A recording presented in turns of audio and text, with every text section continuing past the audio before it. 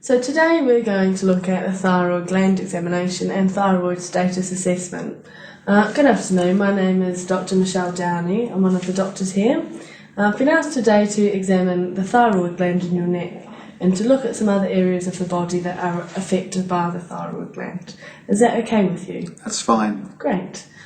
So first of all, we do a general inspection, looking at things like whether the patient is appropriately dressed for the temperature, whether they're over or underweight, whether they appear anxious or agitated.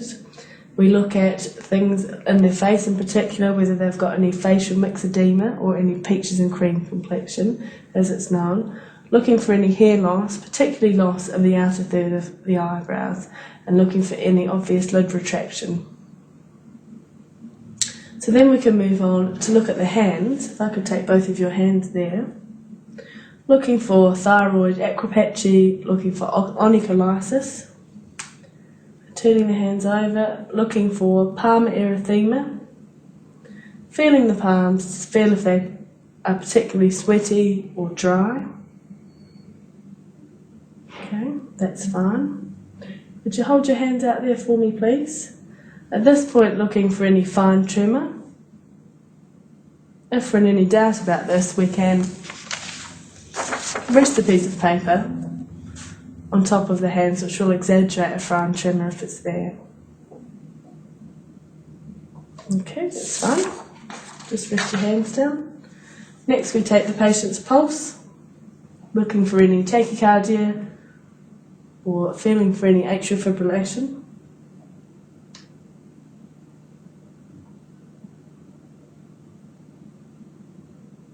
Okay, that's fine. And finally, we're going to inspect the neck from the front, looking front on for any obvious goiter or thyroid enlargement or any midline masses. And we can ask the patient to swallow some water while we watch this. If you could take a sip of water and hold it in your mouth. And swallow for me. Okay, that's great. If you see or notice a mass in the midline, you can ask the patient to stick their tongue out. Would you stick your tongue out for me? Okay, that's great. If it's a thyroglossal cyst, it will move with the protrusion of the tongue. Okay, so that's all our inspection from in front of the patient. So now we'll move behind and continue our examination. So continuing the examination from behind the patient, we can palpate for the thyroid gland. Okay.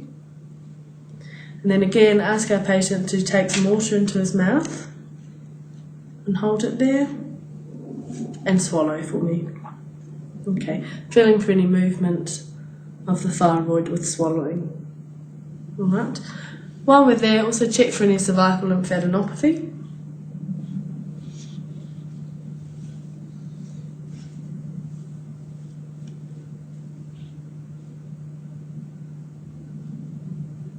Okay, and coming round to the side, auscultating for a thyroid bruit.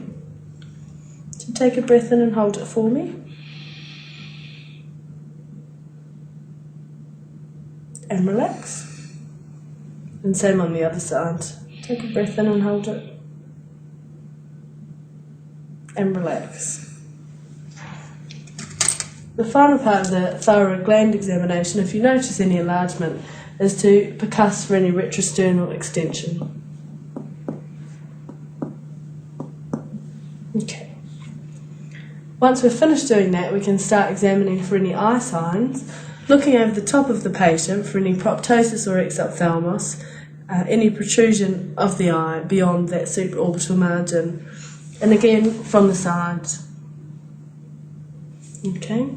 Then we need to move back to the front of our patient again to complete our examination of the eye signs.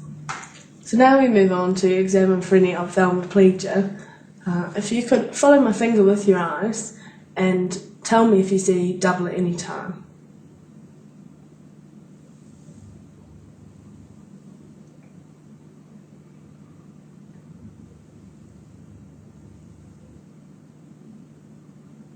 Okay, and then looking specifically for lid lag.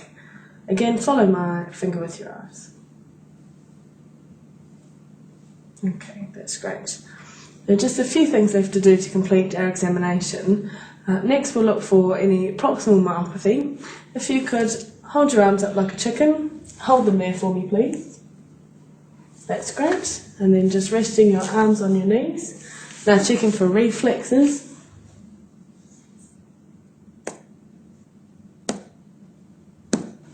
And over the other side. Okay. And the last thing left to do is to look for any pretibial mixed edema. When you're looking for pretibial mixed edema in the shins, you should also check the patellar reflexes in the knee and screen for proximal myopathy in the lower limbs by asking the patient to stand without the assistance of their arms. And that completes our examination.